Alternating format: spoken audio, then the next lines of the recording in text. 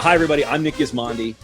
This is my second season as a broadcaster with World Team Tennis. Excited to be back for what is now going to be the 45th season of World Team Tennis, and an incredible announcement coming yesterday from World Team Tennis and Carlos Silva, our CEO, to the right of me there, who you will hear from in just a few moments. But the big news is that the World Team Tennis season will be played in full, and it will be in one location, and that will be the Greenbrier in West Virginia, America's Resort. It will be played over 19 consecutive days, 63 matches in total, starting on July 12th, going all the way into August 2nd, with the semifinals and finals being played on August 1st and 2nd.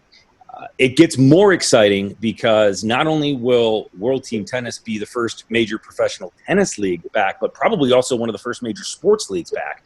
We will also be allowing fans to attend at the Greenbrier. Now, the capacity for the seating there is 2,500, so per local government and officials and health organizers, the capacity will be at 20%. So 500 will be in attendance for those matches, 63 of them, as I said, going to be played out. Very exciting times right now.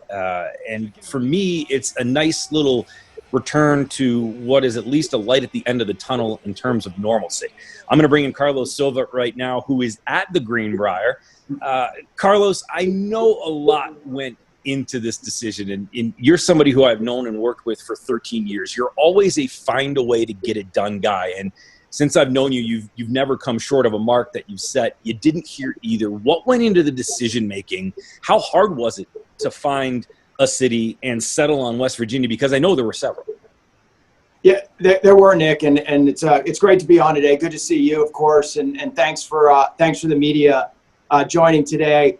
Look, it was a long process. I mean, I think, as we all know, and certainly everyone on this call knows, over the last days, weeks, and months, literally every single day, there's been new news, there's been changes. I think really the most important thing that all of us, have done over these last 8 to 10 weeks is to sort of stay light on our feet and understand that we had to make some changes. We made the first decision that we weren't going to be able to play in 9 cities. Certainly with cities like New York and Chicago and DC and even Las Vegas, we made the decision that we were going to go to one city, and we had so many great choices from Florida to Austin, Texas, to Las Vegas, to La Costa, where we had just done a great all-star event on March 1st before all of this really broke loose mid-March. And then certainly the Greenbrier here in West Virginia. And so that process was difficult. That process was a really positive one. And really every venue provided a great solution to us. So it was nice that World Team Tennis had different choices. But in the end, the Greenbrier also, with both the governor's support and the resort's support and the guidelines that they put in place, they allowed us to have 500 fans, and we thought at that 20% level, it felt good. Certainly the World Team Tennis format, being able to bring fans back, have that little bit of that energy for the players in the stadium, eventually made that decision easy for us. A lot, with our board, myself, we all last week made that decision. We talked to the Greenbrier. We're here today.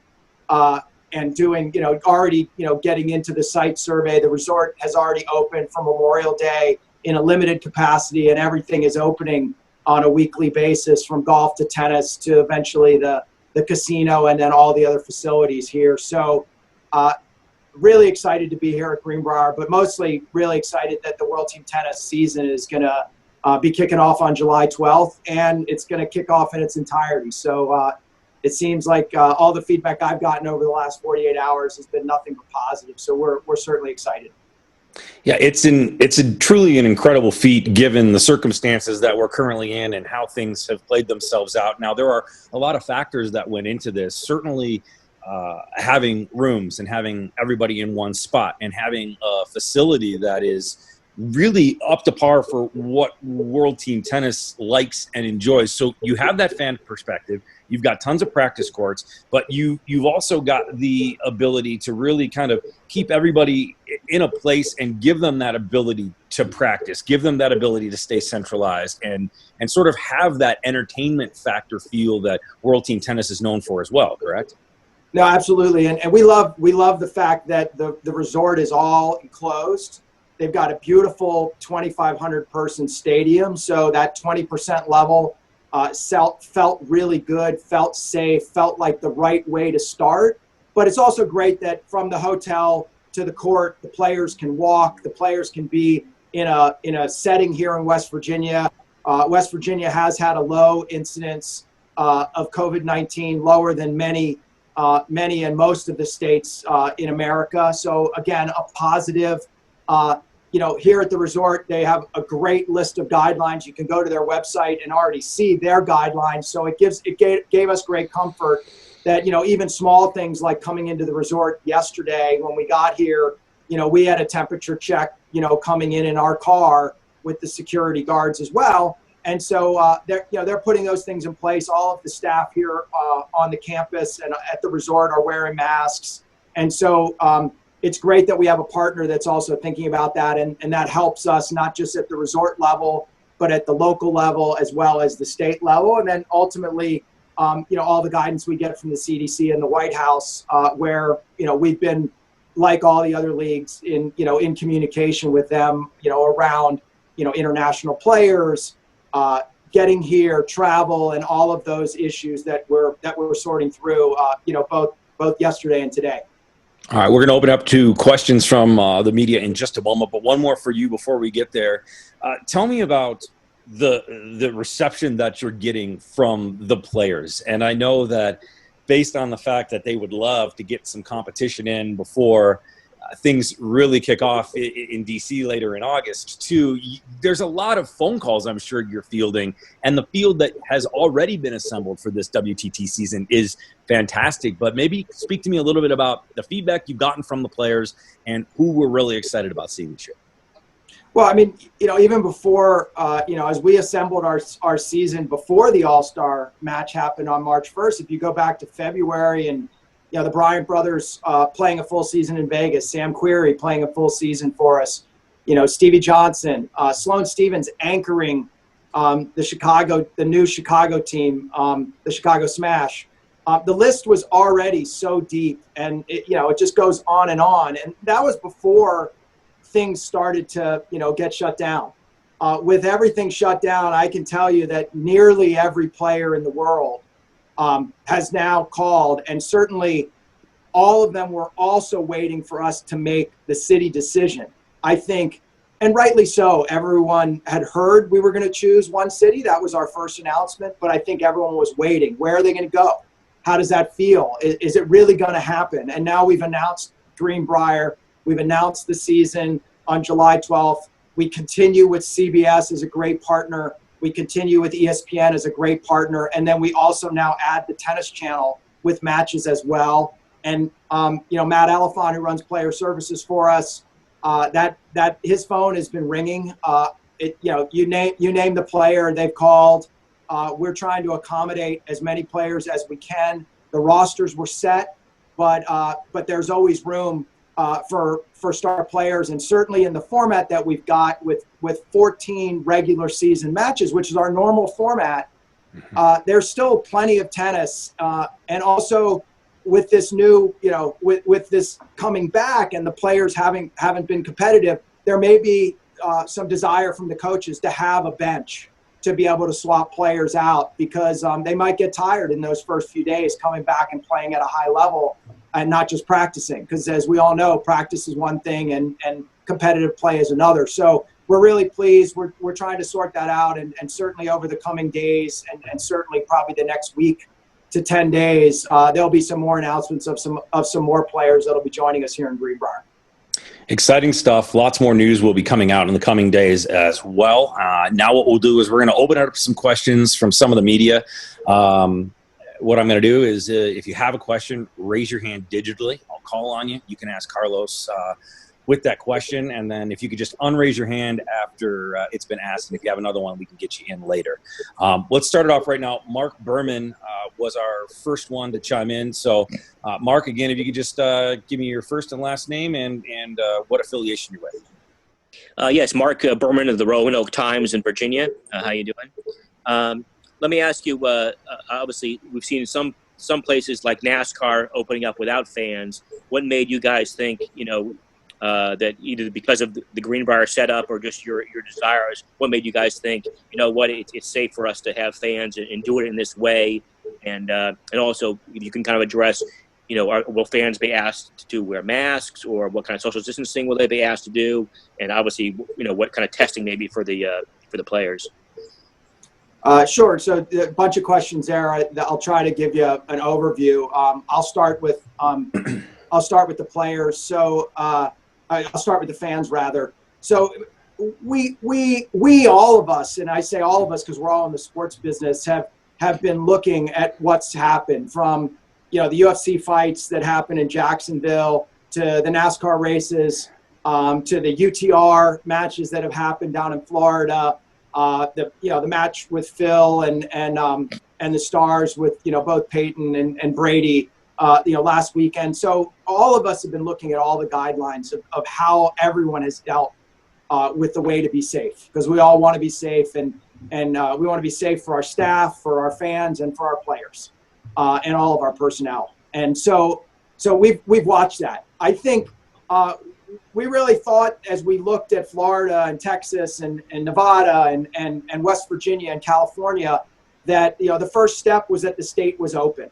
And if the state was open and we had guidance from the governor or the city, because in some cases it did vary, that was really step one in our criteria to choose. In the end, we thought that a couple of states might allow either a small set of fans, but we didn't know. And it was part of how we addressed each of the venues that we looked at. And in the end, the Greenbrier was the only one that did allow fans. I think the way the Greenbrier looked at it, and again, you can look at the data of where West Virginia is in terms of the all of the states and their incidence level with COVID-19. And I think the governor of the state and certainly everyone here at the resort felt like that was possible, and that 20% was the right criteria. I think as you look at the restaurants, here at the Greenbrier, they're opening up at 50%. And so you can be in a restaurant and have social distancing and be at a 50% level. So we thought a 20% level in the venue was seemed like a smart way to start. And so we worked closely with the Greenbrier. We were there at the stadium today, understanding how we would do that physically with the rows and how we would rope them off, and then certainly how we would address a small interesting issue, which is if you're a family of four living together and you're coming out to the World Team Tennis matches, you can sit together, just the same way that you could sit at a restaurant table and have dinner together. But obviously there'll be another family that you don't know, and that family will be, at least 6 feet away in another set of seats. And so we'll be working with security and the ushers to work through that as people come in, and also how they enter the arena.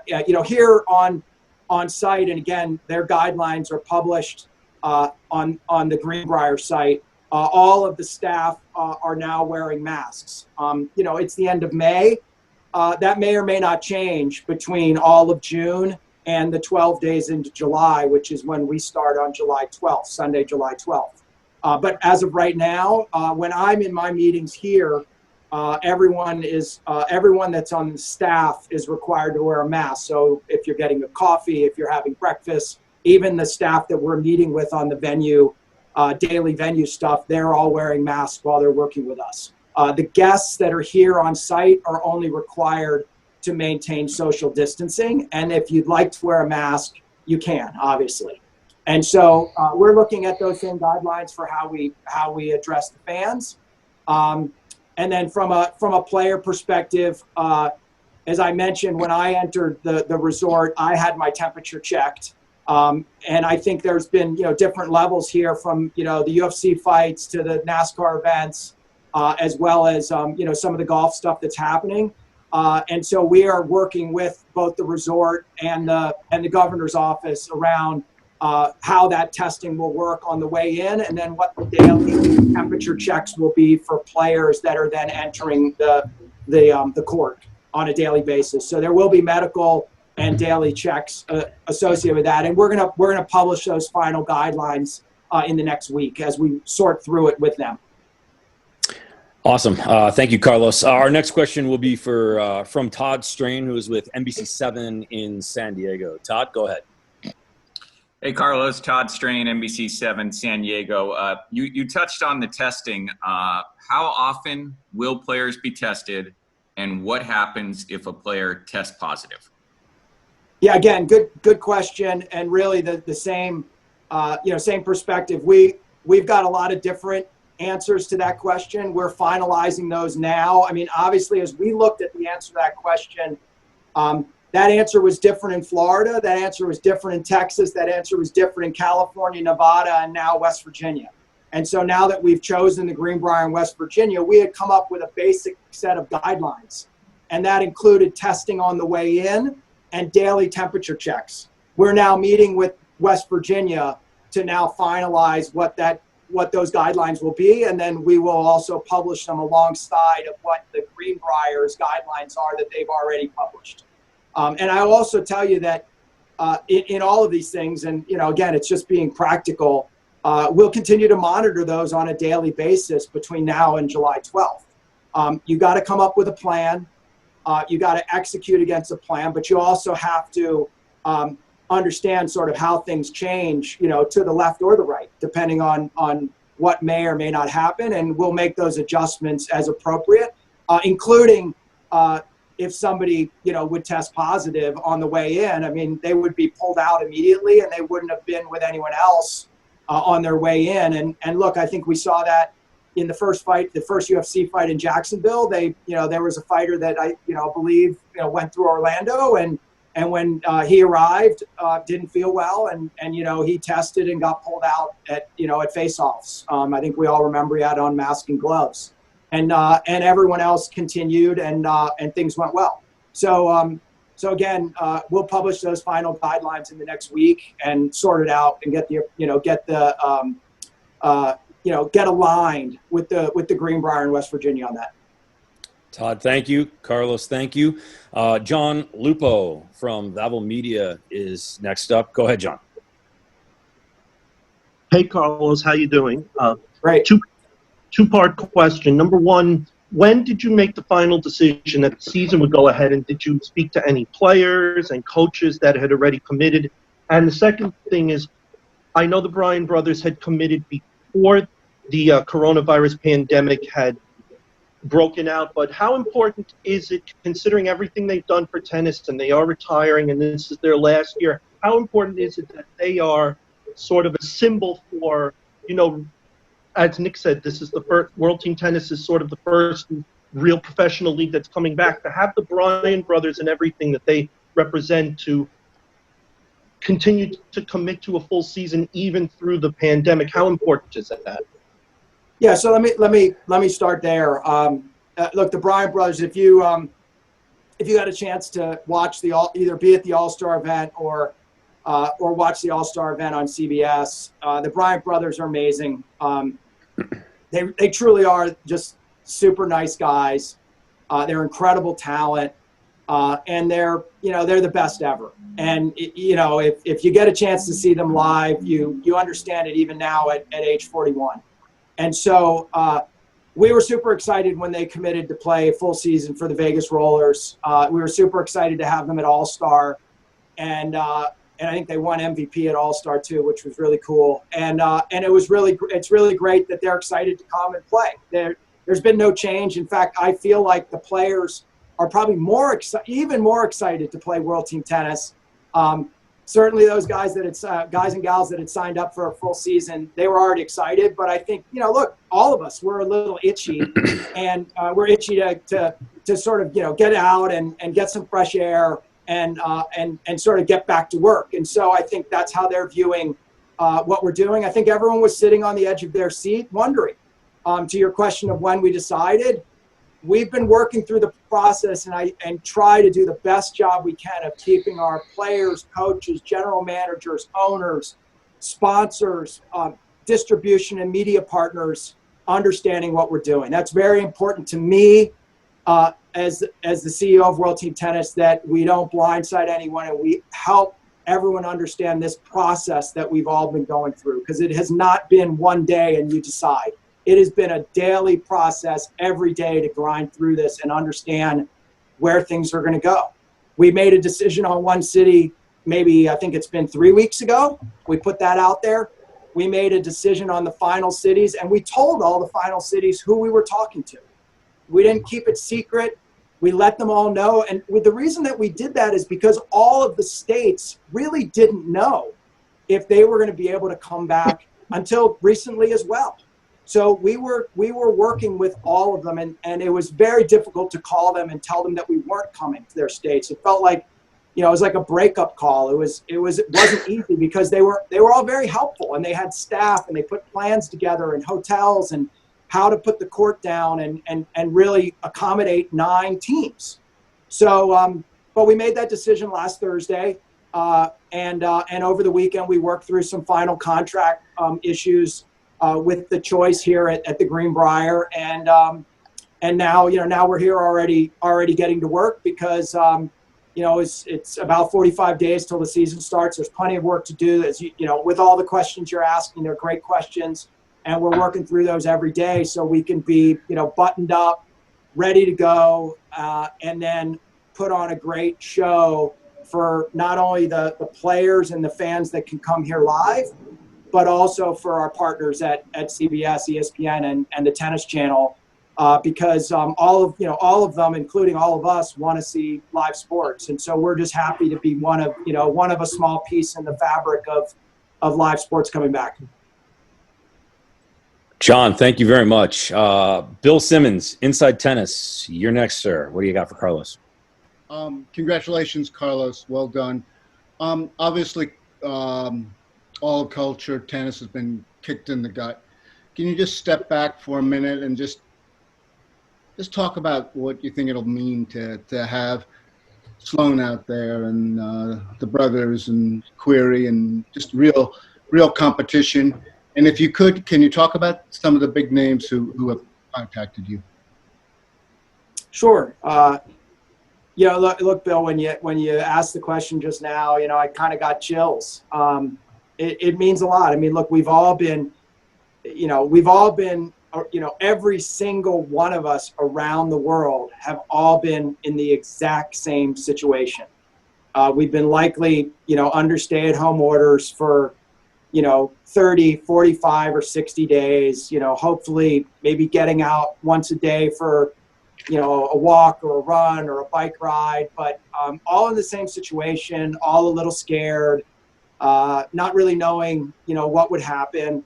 And so it feels great that we were able to work through this and be cautious about it and smart and get to a decision, and a positive decision.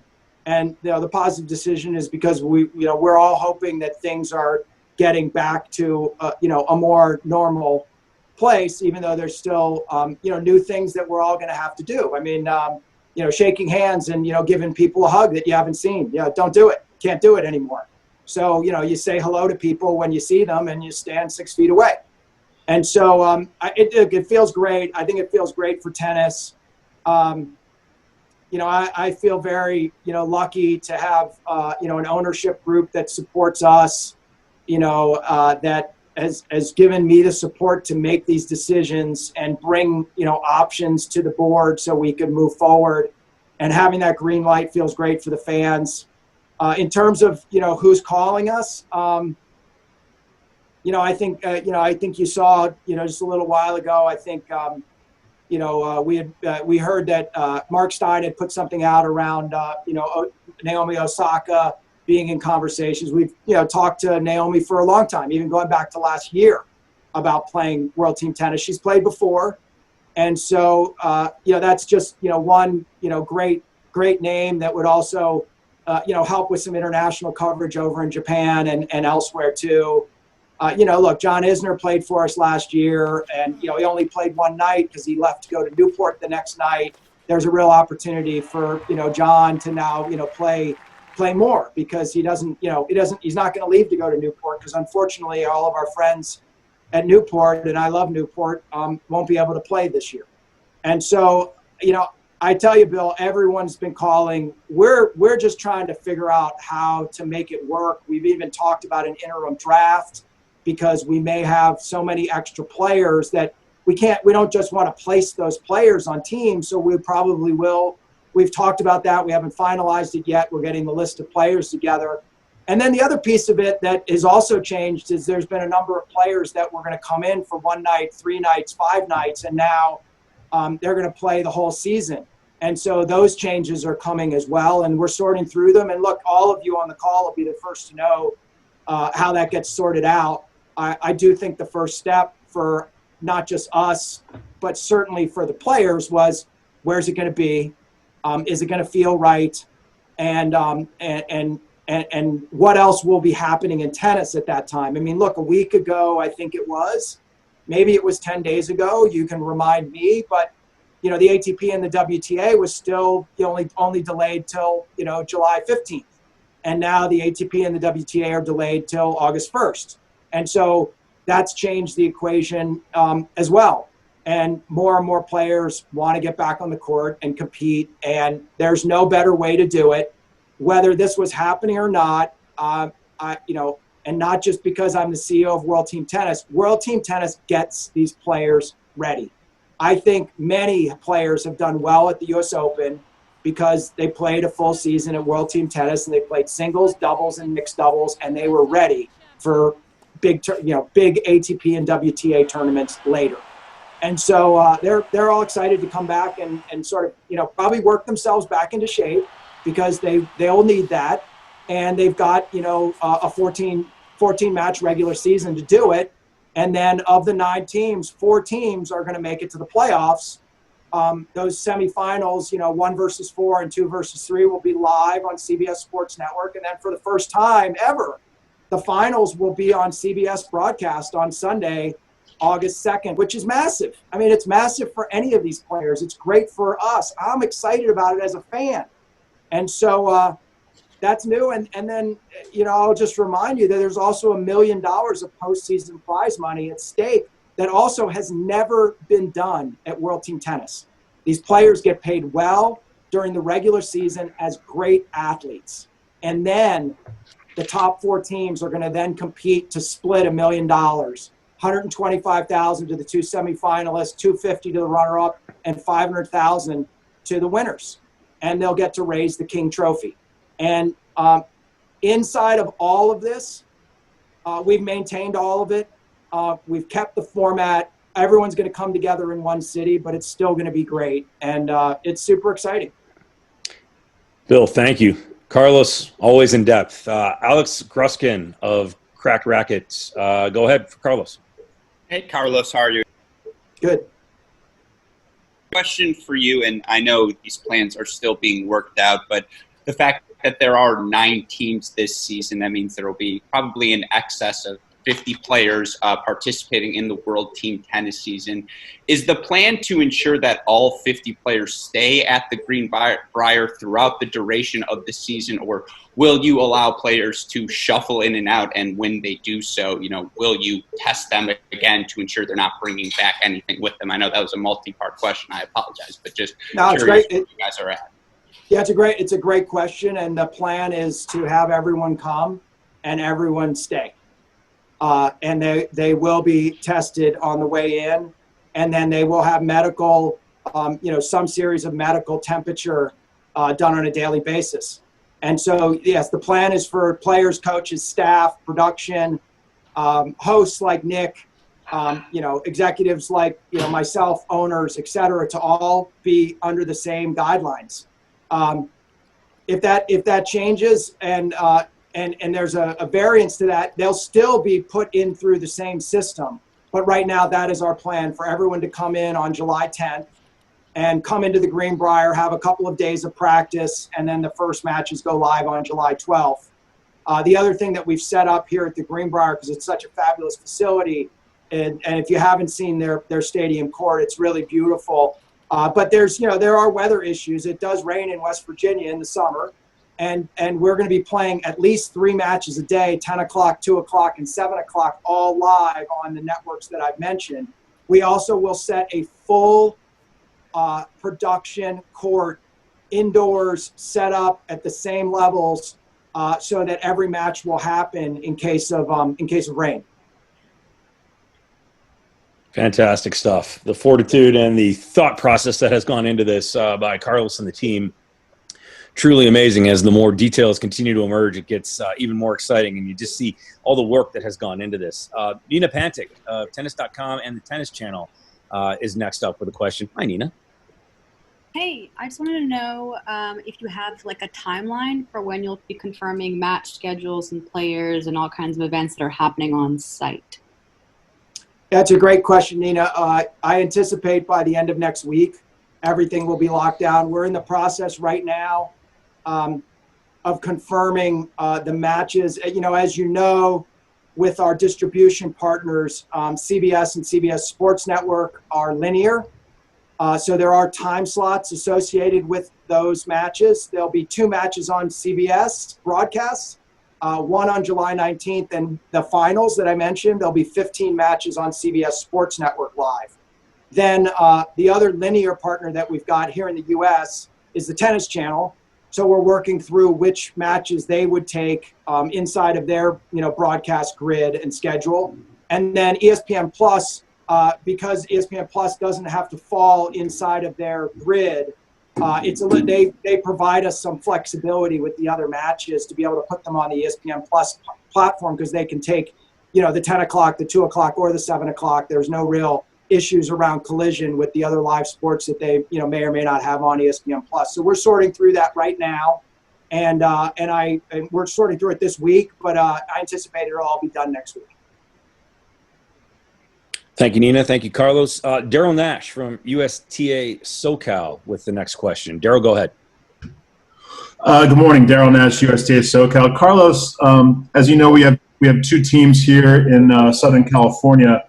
How do you think playing in one city this fall will affect all of your individual markets going forward? Do you think this will help or hurt the viability of World Team Tennis going into 2021 and beyond? It's a good question. I don't know. I'll be honest, I have really not thought much about 2021 right now.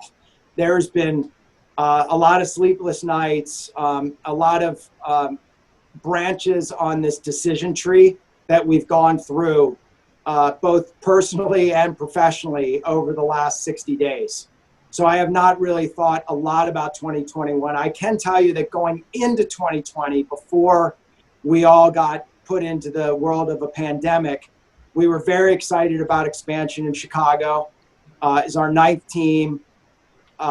Chicago is a great marketplace. Kamau as the coach, Sloane Stevens as the anchor. You couldn't be more excited about a new expansion franchise in Chicago.